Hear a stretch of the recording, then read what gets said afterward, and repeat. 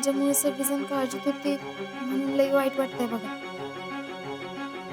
उगाच सगळेजण तात्कळले. जेवण बी नाही केलं कोणी. सॉरी बरं का. तुम्ही घेता का जीव? नाही नको राहू दे. एक दिवस नाही खाल्लं म्हणून काही होणार नाही मला. मला तर तुझीच काळजी लागून राहिलेली.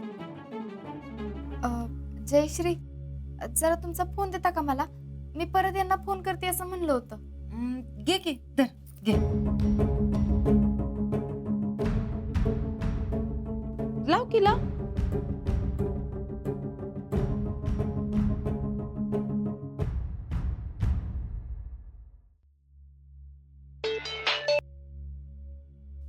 हॅलो, अहो मी बोलते. शितले, पोचलीस तू घरात? तू नीट आहेस ना? कुठं काय लागलं तर नाही ना तुला? नाही, व्यवस्थित आहे मी.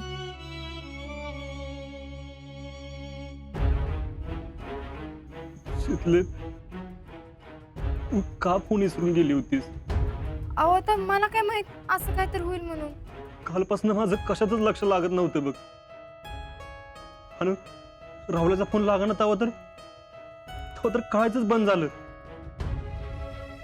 काय करू आणि काय नाही काहीच कळना. शितले, शितले, तुझ्याशिवाय नाही जगू शकत मी. अहो ते अंग लई दुखतंय. प्रवास लई झाला ना आज. मी काय म्हणतोय, तुझं काय? शितले, तू शपथ घे बरं. परत जर असं काय झालं ना तर तू पहिल्यांदा मला फोन करशील. शितले, मी माझी ड्युटी तेव्हाच करू शकतो जेव्हा मी मनानं आणि शरीरानं हित असेल. तर 2 दिवस झालं चित्त थारार नव्हतं बघ माझं.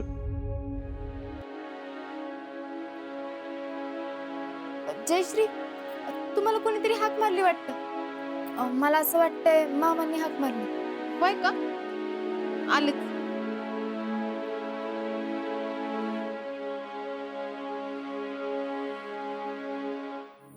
अहो, माझं मन कायमचं तुमच्यात अडकलंय. त्या दिवशी स्वेटर मध्ये पिन अडकली होती ना, अगदी तसंच. मी कायमच मनानं तुमच्या पाशी असेल. जबलपूरला स्टेशनवर ह्योच विचार केला मी की तुम्ही इथं असता तर तुम्ही काय केलं असतं, आणि अगदी तशीच वागली. अहो ऐका की, मला इथं जास्त बोलता येईना. जयश्री बी इथं आहेत ना? वय वय आहेत त्या. काय काळजी करू नका तुम्ही. हा, शीतल, मी बाहेर जाऊन आले तर बाहेर कोणी मला बोलवलं नव्हतं. तुला काय पर्सनल बोलायचंय का? नाही म्हणजे मी जाईन बाहेर जाऊन झोपेन तस. नाही नाही ते हॅलो, अहो ऐका की, मी तुम्हाला उद्या फोन करते. तुम्ही बी आता झोपा आणि काळजी घ्या. बर, झोप तू बी. आता मला सुखाची झोप लागल बघ. मिसेस फौजी, आज मला तुमचा लय अभिमान वाटलं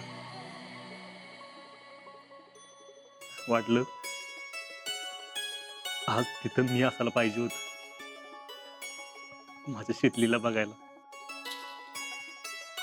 तुला माहितीये, मेजर शैलेश सर, आब्यात सगळेजण लय कौतुक करत होते. त्यांना लय भारी वाटलं. मला बी. एक लक्षात ठेव शितले, तू आहेस म्हणून मी आहे. या फौजीची वर्दी आहेस तू शितले.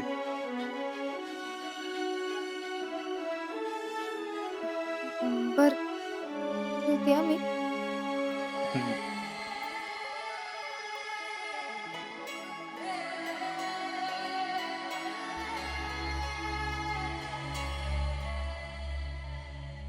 काय काय झालं? काय म्हणले अजिंक्य? ते झोप म्हणले लई फायटिंग केलीस ना. खरं तर मी बाहेरच जायला पाहिजे होतं ना ग. अहो नाही नाही तसं काय नाही. मी जरा पडते हा. वय झोपच तू, लय दमली असशील ना.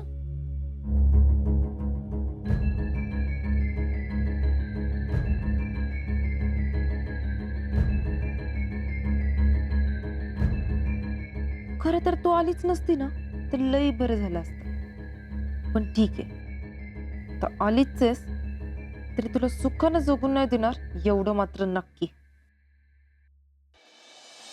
पोरगी कधी सुखानं जगू देणार आहे कुणास ठाऊक. असं कशाला म्हणताय अक्का? नाहीतर काय काय गरज होती तिला असं काय तर करायची. तिकडं कोण माणसं पण ओळखीची नाहीत. काय झालं असतं म्हणजे पोरगीला? माणसं काय सगळी साधी असतात होय? असं कसं? काहीतरी चुकीचं होताना पाहिलं असेल तिने, म्हणूनच वागली ती असं. आणि बरोबरच केलं की तिने. उलटा आपल्या पोरीचा आपल्याला अभिमान वाटायला पाहिजे. बरोबरच केलं म्हणून हे असं बोलताय ना म्हणून शेफारून बसले ती. अहो असं होतं तर मग कशाला घरात बसायचं? का रातभर जागत बसला होता?